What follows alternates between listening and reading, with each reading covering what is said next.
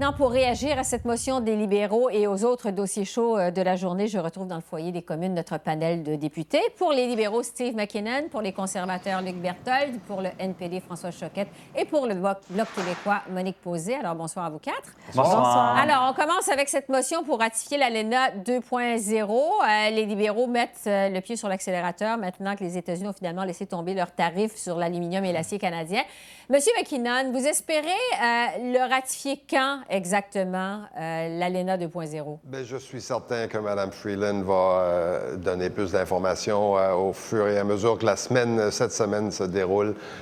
Mais soulignons que l'exploit de Mme Freeland et l'ensemble du gouvernement à s'entendre avec les États-Unis et le Mexique sur une nouvelle mouture, justement, de l'ALENA et d'assurer notre avenir commercial comme pays. C'est un incontournable et c'est une des grandes réussites de ce gouvernement. Mais on en est très fiers. Mme Freeland a déjà fait savoir que le Canada va suivre le même rythme que le Congrès américain. Aux États-Unis, on sait, les démocrates veulent des changements. Est-ce qu'il va être ratifié, et là, je m'adresse toujours à vous, M. McKinnon, avant l'ajournement des travaux aux communes, avant le 20 juin, vous pensez? Bien, je dirais la même chose que Mme Freeland. Nous allons suivre de très, très près ce qui se passe aux États-Unis. Je sais qu'il y a des pourparlers entre la Maison-Blanche et les représentants aux États-Unis afin de discuter d'un échéancier. Donc, nous suivons le déroulement de cela de façon au jour le jour. Ouais. Et nous ferons en sorte que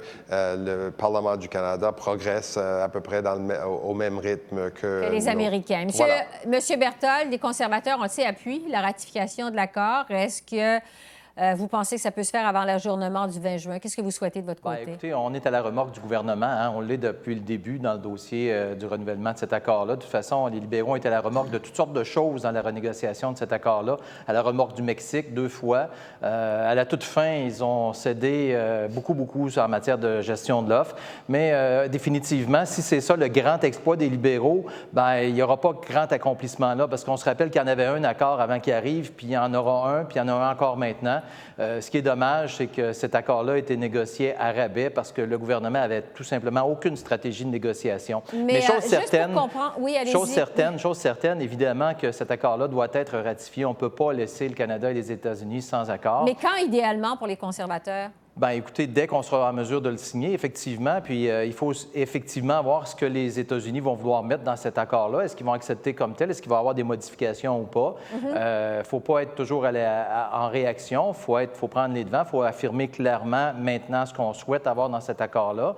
Mais il semble que ce que je viens d'entendre, c'est qu'encore une fois, on va attendre de voir ce qui se passe ailleurs avant de déterminer ça va être quoi nos priorités. Et ça, c'est très inquiétant. Ça reflète la position de négociation des libéraux depuis le début, avec le TPP, avec l'Europe. Bref, on est à la remorque d'un peu tout le monde. Puis c'est les producteurs canadiens, entre autres, qui payent. Mon collègue NPD, conservateur, Choquette, oui, contrairement à mon collègue conservateur, je pense qu'on doit prendre le temps de bien faire les choses. Oui. Et présentement, on a une chance. Les libéraux n'ont pas fait leur travail, mais maintenant, les démocrates aux États-Unis essaient d'améliorer l'accord pour, par exemple, qu'il y ait des conditions plus environnementales, par exemple aussi pour le prix des médicaments, parce qu'on sait que les prix des médicaments vont augmenter. Et ça, même si ça traîne dans longueur, même si il faut prendre le temps de bien faire les choses. Déjà, on a mis dans de mauvaises situations, dans de mauvaises postures, tous nos agriculteurs. Encore cette semaine, je visitais les fromageries Saint-Guillaume dans ma circonscription et les fermes laitières, et eux, ils vont souffrir de tout ça. Alors, prenons le temps de bien faire les choses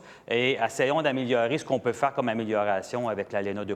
Au Bloc québécois, Mme Posé, qu'est-ce que vous espérez pour la ratification de l'ALENA le plus vite possible après les élections? Qu'est-ce que vous souhaitez? Nous, il n'est pas question qu'on appuie le gouvernement pour ratifier cet accord-là tant et aussi longtemps qu'il n'y aura pas des engagements fermes pour compenser nos producteurs qui sont sous gestion de l'offre. Puis pourquoi on est aussi ferme que ça? C'est parce qu'on a les autres accords, celui de l'accord de l'Union européenne, celui du partenariat transpacifique, où il y a eu de belles intentions, encore une fois, de belles paroles en chambre pour dire que oui, on va compenser nos agriculteurs, mais il n'y a rien dans les crédits. Il n'y a pas un sou de prévu. Le directeur parlementaire du budget a confirmé ce qu'on avait trouvé. c'est-à-dire rien pour les producteurs.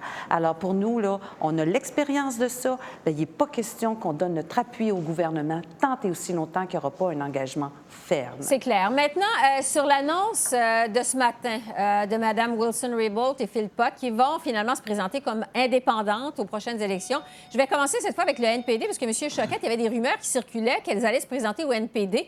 Elles ont finalement pas choisi le NPD. Quel message s'envoie, selon vous? Bien, je pense que peu importe le parti qu'elles ont choisi de... Nous, on a beaucoup de respect, bien sûr, pour Mme Philippot puis Mme Wilson-Raybould. Et puis, bien sûr, on les a accueillis dans le sens où on les a écoutés, on a parlé avec eux, mais dans le sens où, comme on discute avec tout le monde, avec tous les députés, mais ce que ça dit plutôt, cette réaction-là de Mme Wilson-Raybould et Mme Philippot, c'est que ça démontre bien qu'au Parti libéral, ça craque de partout.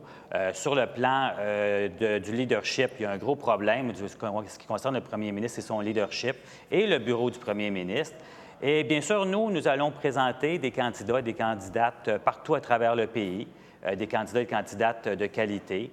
Et puis, bien sûr, on souhaite bonne chance aux autres candidats. Monsieur McKinnon, des libéraux, est-ce que, en fait, jusqu'à quel point Mme Wilson-Raybould et Mme Philippot vont continuer à être des boulets aux pieds de M. Trudeau, parce qu'elles sont quand même très populaires dans leur circonscription, Mme Wilson-Raybould notamment.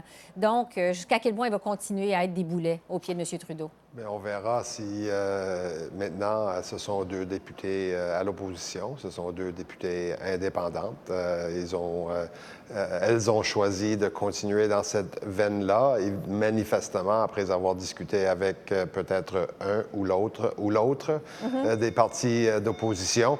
Donc, ça en dira long peut-être sur l'ensemble de l'offre du côté de l'opposition.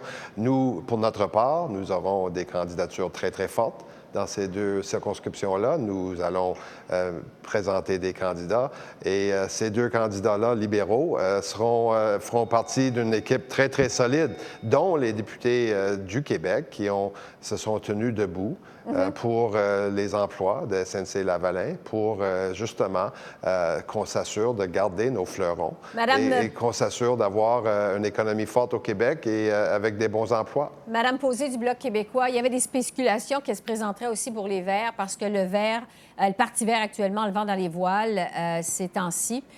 On sait que le Bloc québécois est arrivé 4e derrière les Verts lors de la partielle dans Outremont au mois de février dernier. Est-ce que vous craignez que les Verts vous empêche de remporter des circonscriptions au Bloc cet automne? J'allais dire, mauvais jeu de mots, vous coupe l'herbe sous le pied à l'élection du 21 octobre. Est-ce que vous craignez ça au Bloc?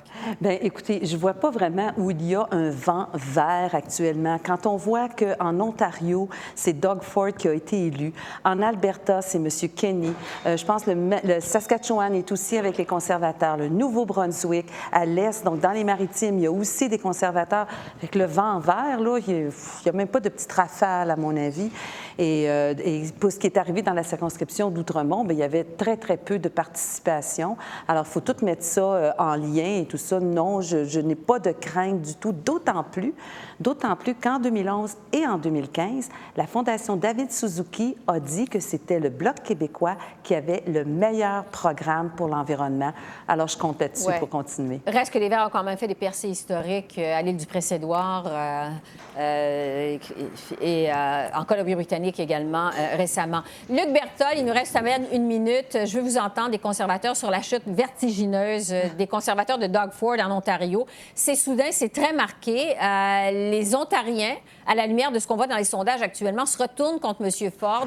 Est-ce que ça va vous nuire, à vous, les conservateurs fédéraux, à la prochaine élection? Au lieu de me parler de ce sondage-là, j'aurais préféré que vous parliez de tous les sondages qui, depuis le début de l'année, nous placent 5 points devant les libéraux et qui nous placent en très, très bonne position pour former le prochain gouvernement le 21 octobre prochain. Je pense que ça, c'est le sondage que je peux commenter parce qu'effectivement, au fédéral, ça va très bien. Les gens en ont plus qu'assez de l'attitude de M. Trudeau présentement et il le démontre dans chacun des sondages. Je pense que l'effet Trudeau va produire à peu près au fédéral la même chose que de ce que vous décrivez. La chute de M. Ford dans les sondages, quand même, là, c'est vertigineux actuellement. Oui, mais effectivement, Mme Bégin, comme vous le mentionnez, moi, je pense que je suis ici pour parler de la chute vertigineuse de M. Trudeau au cours de la dernière année et elle va se poursuivre jusqu'au 21 octobre prochain. M. Ford a choisi de se battre avec les francophones de l'Ontario. Il a choisi, la mauvaise bataille, ça, je peux vous l'assurer, Mme Encore Bégin. des mots, mais ils mettent aucune action. À tous les gestes, à toutes les fois que vous dites ça, vous mettez absolument rien sur la table pour les francophones en Ontario. On a annoncé une révision de fond en oui. comble de la loi sur les langues officielles. Encore annoncé une révision, encore un comité. Je pense qu'on a un très, très bon bilan. Absolument C'est intéressant rien à suivre d'action. quand même parce que l'Ontario va être un champ de bataille lors de la prochaine campagne électorale, Tout vous à en fait. êtes bien conscient. Bon. Tout à fait. À suivre, Messieurs Berthold, McKinnon, Choquette, Mme Posé, merci beaucoup d'avoir répondu à nos questions. Merci beaucoup. Merci. Au revoir. Bonne fin de journée. Bye-bye.